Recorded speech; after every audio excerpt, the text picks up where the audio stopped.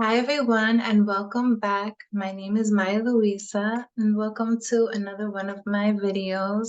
This video topic is very near and dear to my heart, and so I'm just offering this insight and wisdom to you from my heart because I am not only a priestess of Oshun for 17 years, but I'm also a mother who has gone through two different C-sections in my life. So I have a lot to share on my perspective on C-sections and how to heal. So I want to begin with just let's not spiritually bypass. C-sections in the United States is one of the most common procedures, medical procedures, surgical procedures. Okay. And 32% of births in the United States are C-sections, and the majority of that is going to Black and Hispanic women. And I have many feelings about this, and so I don't want to just spiritually bypass and be like, oh, C-sections are so great and they signify this and this and that, because we are very much having a physical reality. We are physical beings in our skin in this world. And so in order to navigate that, I just wanted to bring these statistics to the forefront because let's talk about it. Because even though we are humans having this spiritual experience, at the same time, there are things that are going on around us. And so I just want to bring some awareness. So, Western medicine, the medicine that we know, the doctors that we go to that wear the white coats, Western medicine is very young. It's only 500 years old. And in my experience, I've had both really, really great experiences with Western medicine and, of course, not so good. So, my experience with Western medicine is that they will treat just that one thing. And remember, in Western medicine, it is in a capitalistic system. So they're trying to get a lot of money, okay? It is for profit. So they will treat one ailment as something that is like super isolated, as opposed to Eastern medicine and Chinese medicine and Ayurvedic medicine. Those medicinal practices, if you've ever been to like a acupuncturist or anything, they look at your whole body and how your whole body is having a conversation, how your organs are talking to each other, how, you might have something going on in your hip, but it has something to do with your heart or your brain or what you're eating. Because your body is in a whole system and it's always just communicating in different ways and different things affect your body. We're talking about energetics. We're talking about, your emotions and how your emotions can affect different physical things. Western medicine is just looking at the symptom, trying to find a cure for it, definitely going to try and prescribe you with something and shove you out the door. Whereas Eastern medicine is looking at the whole body and it's looking at a lifestyle that is conducive to you and to your body and to your organs and to your specific needs.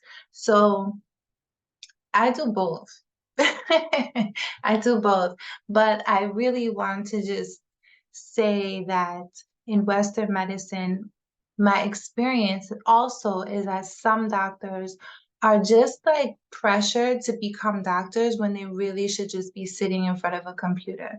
Like some people are doctors because they're healers, because they look at you in your eyes and they can feel your pain and they can feel like within their heart they want to help you or they can hold space for you.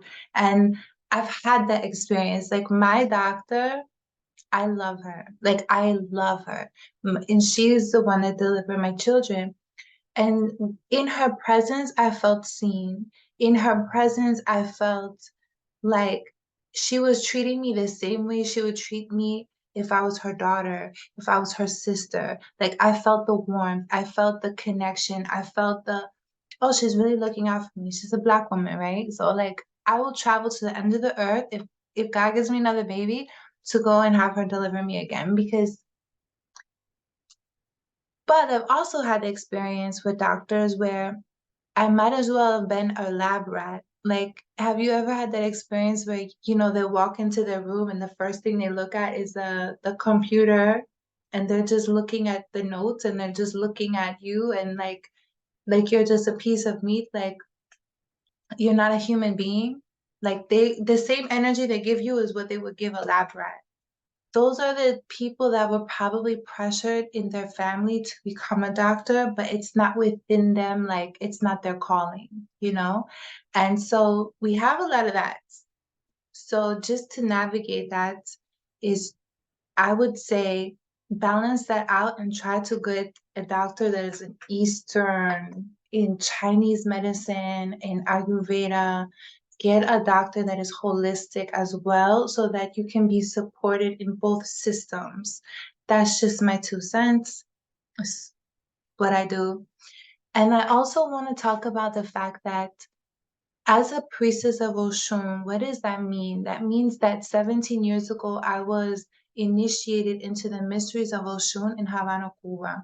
And so part of my practice as a priestess is that yearly I have readings, which is like my life is divine for me. That the Orishas speak to me and they tell me everything that I need to know in that time. So for me, I knew that I was gonna have 2 C-sections. Oshun told me like before I even met my partner. Like she told me a long time ago. She told me I was gonna have my first baby was gonna be a boy. She told me she was gonna cut me 2 times. Like it was divine and ordained for me to be cut. But that doesn't mean that there isn't racism in the Western medicine. Like it's divine. If you have gone through a C-section, obviously it was divine for you to have that. God does not make mistakes. And so in this video, I'm going to be talking about how to heal from that. But I also want to bring into the conversation that it can be prevented, that it's given to Black women more than anyone, and that it's unjust and it's not right all of the time, that we are given C-sections and for many different reasons. And a lot of that is aligned with, it is motivated by racism. Okay. So if you are watching this video, you've probably had a C-section, but I wanna start talking about this because we don't talk about it. I wanna start bringing these things to conversation so that our nieces, our goddaughters, our daughters, they don't have to go through what we went through. That we can bring these things to the surface to be healed, that we can start having these conversations and start thinking differently instead of just like surrendering to give our power away, that we can like know something else, new layers of what happens in Western medicine, because we're living here in the US and so we have to just like navigate it. And if you're watching this video and you don't live in the US, you can probably apply some of these principles to wherever country you are tuning in from. But here in the US, this is what happens. So birth for a woman, in any birth, there is an element of mystery. The mystery is always present in everybody's birth, whether it's natural or a C, a belly birth. The mystery is always there. And so what happens in Western medicine, because it is a capitalist system, they don't want mystery. They don't want unknown. They want to know and scientifically calculate, okay, she's going to be in the bed, taking up this space for this amount of time, and then she's going to be discharged, and then she's going to be on her way, and then the bed will be ready by this certain time. Everything they want to be calculated so that they can continue working in this system, kind of like a factory. But birth is a spiritual experience for women, deeply, deeply spiritual. And it is an initiation, whether you're going from 0 children to 1 or 7 children to 8, it is always a spiritual awakening. It is an initiation to another level of yourself. And so what happens is, especially, I mean, in every single birth, but what happens is birth is an opportunity. It is a beautiful opportunity for a woman to go through a deeply, deeply healing experience. So as a woman is giving birth, and I'm talking about naturally through the vaginal birth, what happens is sometimes the birth can stall.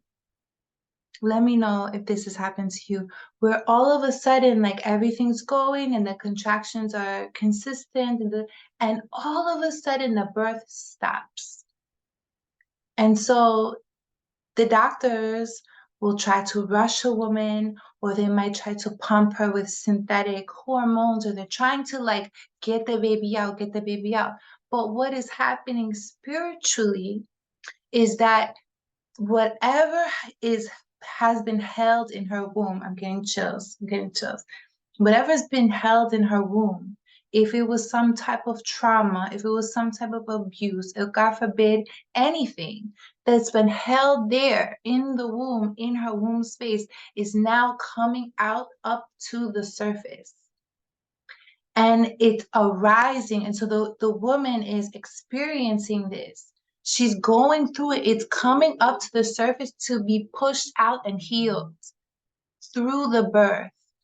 And what happens in the West is that they are robbing women of this jewel of an experience. They're robbing this woman of her spiritual ascension. They're robbing women of this opportunity to heal.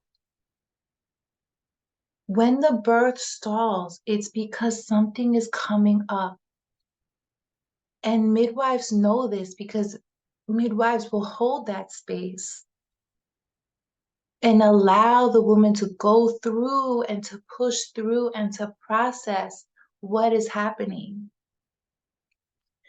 They will allow the woman at that time and that space for her, for whatever needs to be healed, whatever has come to the surface of her womb and what is held there, to hold that space for it to be released.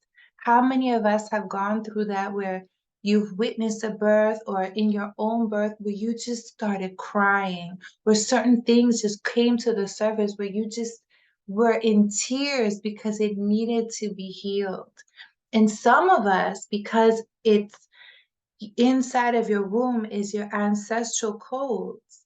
For some of us, it's not even our own trauma. It's not even our own feelings. It's not even our own experiences that are coming up, but it's the experiences through our maternal line that is arising and is coming to the surface to be healed. So when that happens, when a birth stalls or anything that the woman is going through, where she just might be hysterically crying or might just close up or might just hold on or might not be able to continue through the birth, it might be a pause. It might be a pause. It's because there's something from her maternal line or something from herself that is coming and rising in order to be healed. In order to be healed, birth is such a beautiful healing experience if we allow it to be. But what happens? They're like, oh, she's stalling. Oh, something, something, something. And they pump a woman with all type of things, or they rush her off to get cut or different things because they're on a timeline. But birth is not like that. Birth is not like that. It cannot be rushed. So what often happens is that they will send a woman off to get a C-section, because in a C-section, they can control everything. They're like, oh, she's going to have this amount of anesthesia. She's going to be the baby will arrive in 15 minutes and we're done. Now, that's one aspect. For me, my first C-section was absolutely necessary because I was very sick. I got preeclampsia, severe preeclampsia. And the reason why I did was there was so much happening for me in my that needed to be healed. And it's interesting because even though I don't know my maternal grandmother, I ended up giving birth very similarly to the way that she birthed my mom. So there was, even through the C-section, there was a huge opportunity for me to heal my maternal line, even though I don't know them. My mom was disowned by her family for marrying my father, for marrying a Black man. So there's so much mystery. There's so much mystery in my maternal line. And I've been called to be the healer of that, and I'm equipped and I'm able to, and I'm thankful to be able to, because then moving forward, the generations that come, after me will have a different blueprint. They will have a different blueprint for their wombs. And so I'm thankful for this opportunity to be healing generations to come. And so what else is happening in the West that I just want to bring up and I just want to talk about is even this, it makes me like really angry actually. I had to take a minute before I even made this video because I was so angry. What happens is that they plant a lot of fear in women. Let me know if this happened to you. Where they plant fear, when a woman is birthing, when she's giving birth, when she's having a baby, especially when it's her first baby, you are so open and raw and vulnerable and just so vulnerable. You really have to be like a baby to yourself. You have to be mother to mother. And what I'm experiencing myself as a doula is that they plant so much fear in women. They plant seeds of fear in her mind to take control, to take her power. Honestly, I have a client who is completely 100% healthy, 100% healthy, early 30s, first baby, baby's 100% healthy. Why are they talking about an induction? There's no reason for them to induce this child. Absolutely no reason. But they're already saying, oh, you can't go past your due date. Why? The due date is not even. So I just see that they planting seeds of fear in women. It's very common for them to do that. And let me tell you something for you all to know. When you go to a doctor and they give you one prescription, or they give you one idea, or they give you one of their diagnosis, when you go to a second doctor and get a second opinion, 80% of the time, it's saying something different. That second doctor is going to tell you something different. So what does that say? Don't hand over all of your power to your doctor, to a doctor. Don't hand over all of your power. Yes, doctors are great. There are some doctors who are freaking amazing, who love their job, who love their clients. And there's some doctors who are just, they're not sufficient. They don't have your best interest. They want you to deliver early so they can go on vacation. That's just the truth. They don't care. They will cut you. They don't care. They'll cut you and in 5 minutes make plans to go out to lunch or whatever. It's more convenient for them to cut you. So I want you to take that into consideration. If you ever feel, use your mama instincts. Use your instincts, use your intuition. If you feel something in your gut, like, I don't know, this doctor, get a second opinion. Work with a doctor that you love. Work with a doctor that you feel respected. Work with a doctor that you feel seen. That you feel seen.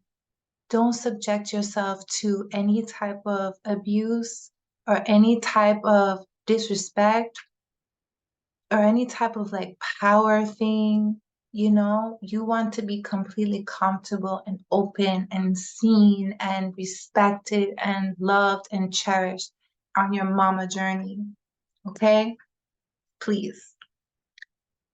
So I wrote down like all of these ideas because I know I'm just gonna get passionate and go all out. So when you give birth, especially for the first child that you give birth to, something else to consider is that when your first baby, your first birth is always going to be an opportunity to again heal the maternal line. So maybe in your maternal line, it's either healing your maternal line or amplifying the healing of your maternal line.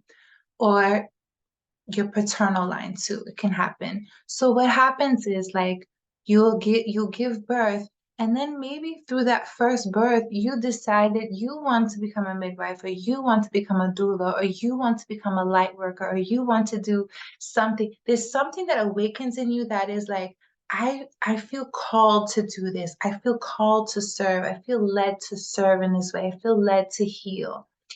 Most likely, that is happening because there was a healer in your line and you're being called through the experience of the birth of your first child to amplify that healing that that ancestor did. Many people I know were called to become midwife or to do doula work and all of this stuff after they had their first child. And if you go back in their history, it's because there was a midwife in their line or because, so my teacher, Mahal Musa, who I love dearly, she's the one that taught me the roots and the soul of belly dance and how we use belly dance in birth. She's a Palestinian Lebanese woman that I love very much. She's my mentor. And she, through the birth of her first child, was then called to do this work. And she's been working in the birth world for 3 decades. And only to find out that her grandmother was a birth worker, and her grandmother actually birthed 9 children in their house in Palestine. So I think that really shows like the amplification of her grandmother's work and how through her own experience she's able to connect and to amplify that healing and now teach it to many people, teach the ways of the women, teach the ways of the dancing, teach the soul of belly dance, the way it's used not on the stage but in the sacred feminine groups, in the way that we use our hips and all the things. So I thought that was really special because now I'm learning it and I get to pass it on to the women in my groups and to my nieces and all of my goddaughters and everything. So that is how we heal. That's how we heal as a collective. We amplify the healing of our ancestral line. So let's get to the spiritual significance of a C-section. So through the Lukumi lens, Lukumi, again, I'm a crown priestess of Ochun. And so in Cuba, whenever we have a scar on our abdomen or we have like, it doesn't matter if it was a C-section or if you had something, God forbid, you had to remove something in your abdominal area. Anytime you have a scar here in your abdominal area, it is called the mark of Ochun. It is called the mark of Ochun. Why? Because Ochun is the ruler of the stomach area. She's the ruler of the womb and the reproductive organs of a woman. And so when we have a scar in that area, it is called the mark of Oshun because it is a significant, it signifies, it signifies that at that time of your life, Oshun was covering you. Oshun was protecting you. Oshun was with you. Oshun was blessing you. And so she leaves a mark. Now, to take it a step further, much of the energy of Oshun and the wisdom of Oshun and what Oshun teaches very much is how to come back inward into yourself, how to take care of yourself, to remember to love yourself. And so she is the reminder to take more of an inward focus within. And I'm reminded of the quote from Rumi that says, "The wound is the place where the light enters you."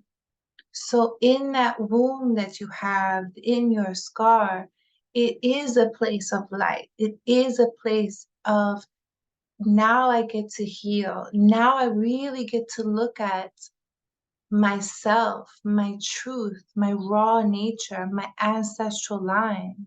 You get to look at all of these things because it's now you have this opportunity of tremendous healing, of being kind to your womb, of healing her, looking within.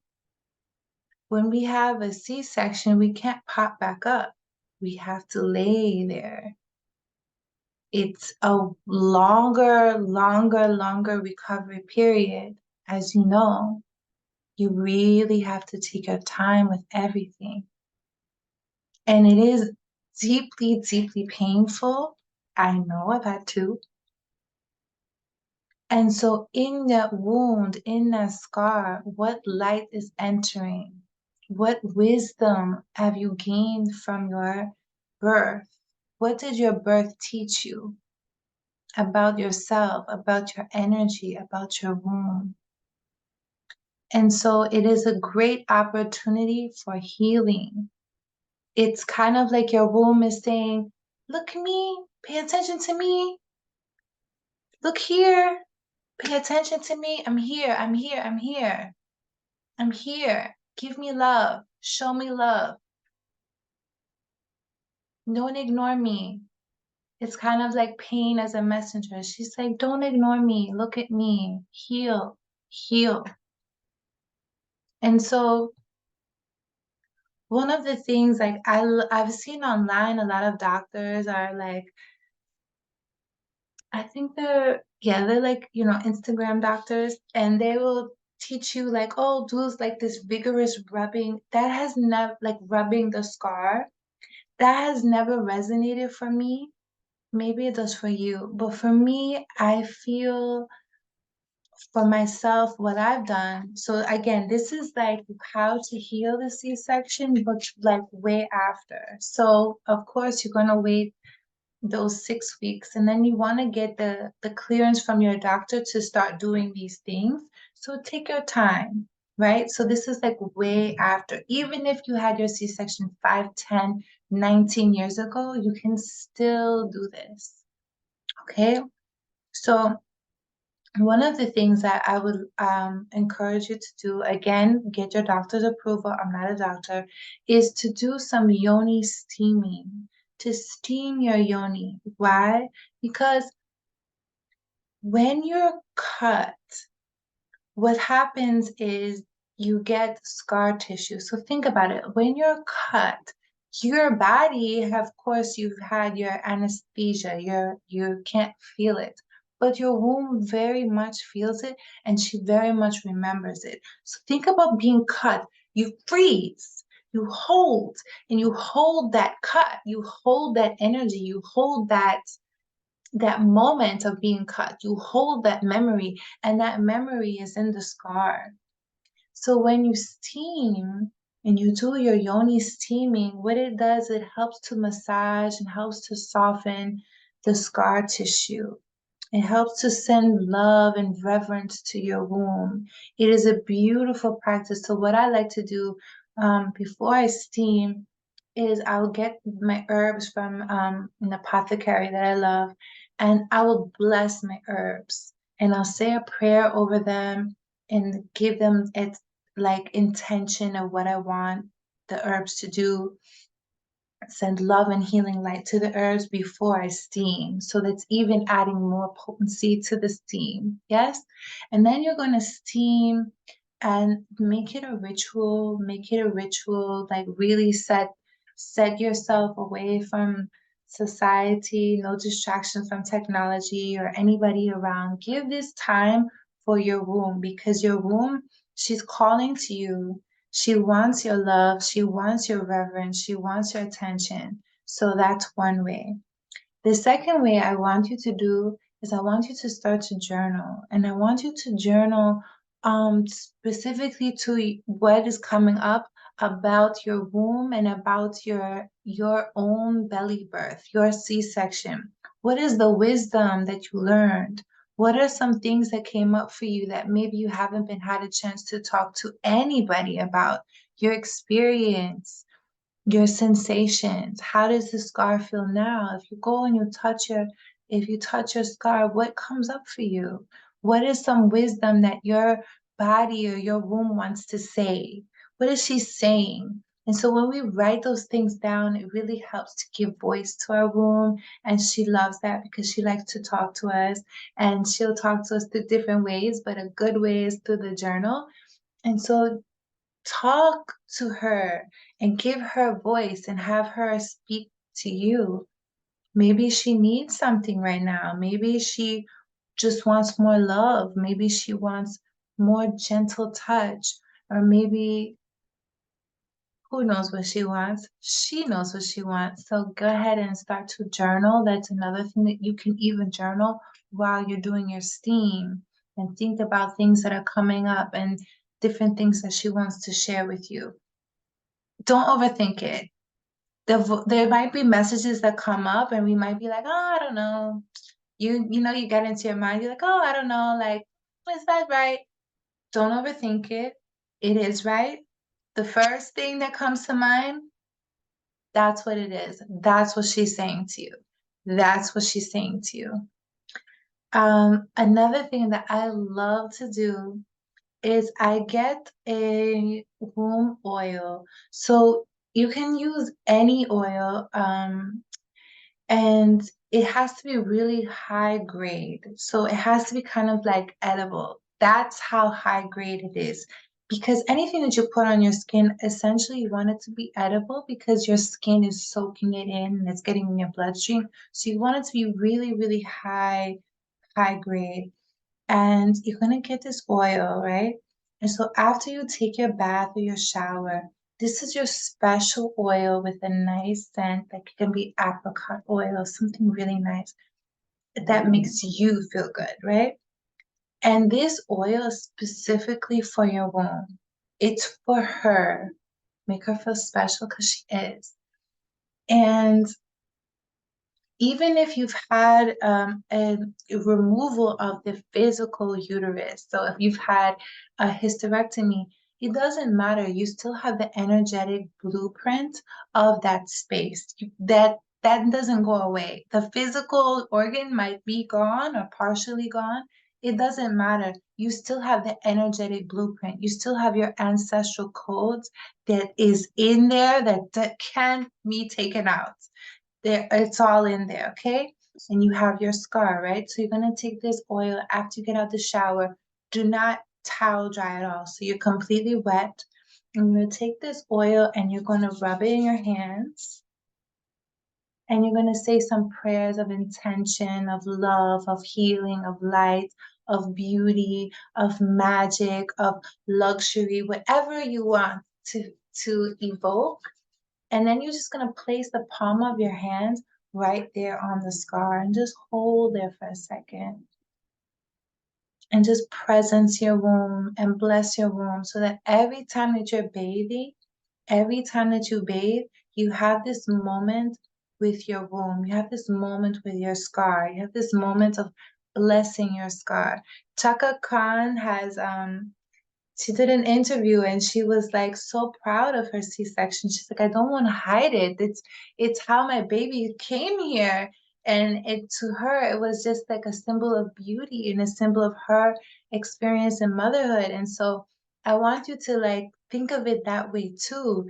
That's how your baby came, or that's how that was your experience. And so it's just a symbol for you. It's a symbol for you of a reconnection to your womb, of a reconnection to your womb, to your body. It is like where the light enters. It is where the light enters. So that's another thing you do with your womb oil. And then, of course, what you can always do is you can always get some waist beads. And with the waist beads, you can just wear them on the outside, which is what I do. So I have my waist beads and they lie right on top of my C-section scar and they just like decorate them. And I just put, my waist beads have semi-precious stones in them. So I have some rose quartz dripping there. I have some I believe I'm wearing now tiger's eye and rose quartz. And it's just dripping on my hips. So it feels amazing, but it's also like a beautiful decoration for this space. It's a beautiful decoration for my C-section. It's like a celebration of her and just decorating the scar with the jewels. And it's a whole vibe. So we're just like decorating her on top. And I would also say that to teach your lover how you want to be touched there. So again, that's a scar and it's a deep abdominal surgery. Okay? It's cutting through layers, it's cutting through muscle. It's intense. Trust me, I'm a belly dancer. So I've had to be so patient with my body. I've had to be so patient with her because I'm like working, I'm training now. My baby, my youngest is 16 months. So when he turned 1 year is when I started belly dancing again. So I gave my body 1 year to just heal. I was just doing my steaming and doing my oil anointing. I wasn't doing anything else. And then after he turned 1, I started to do some gentle movements, some gentle belly dancing, nothing too aggressive. But as I'm continuing to train more and more now, because I'm going to start teaching, I was like, wow, like I'm really working my belly, but she's not moving like how she used to. Like I used to like have more range of motion and then my body was different. And I'm learning to be very gentle with her. I'm learning to be very gentle with my body, with my belly, and just for her to take her time coming back into these movements because it is a deep abdominal ripping apart. It's a cut, it cuts so deep. And so it takes a while for the muscles to come back together. It takes a while for the muscles to be like, okay, all right, now I know how to move. Now I know what you want. That connection, it takes time. It takes time. And so I'm giving myself that space and enjoying the journey, not getting frustrated. I'm enjoying the journey because it's deep and it's rich. And the more that I wake up and I'm doing my dancing, it's like I'm and the more patient I am with myself and the more patient I am with my body, it's like she responds well to that. It's the feminine. We don't like to be rushed. We like to be just in our presence, in the moment, enjoying the journey, enjoying the beingness of like coming back whole. And so that's what I'm gifting my body that. Whereas before, especially when I was like performing was my number one job, I was very harsh on my body. I was like negative talk, all this, but I don't got time for that. I really don't. It's like I'm gonna be so sweet and kind to my body, especially because I look at my babies, I'm like, wow. It like makes me love myself more. I'm like, oh my God, look. look at the fruit of my womb, like handsome, beautiful babies. Like, oh, girl. So I'm patient with her. So my point was to teach your lover how to touch you. It can be sensitive. It can be super sensitive, and maybe you don't want to be touched there yet. You're not ready for that, and that is fine too.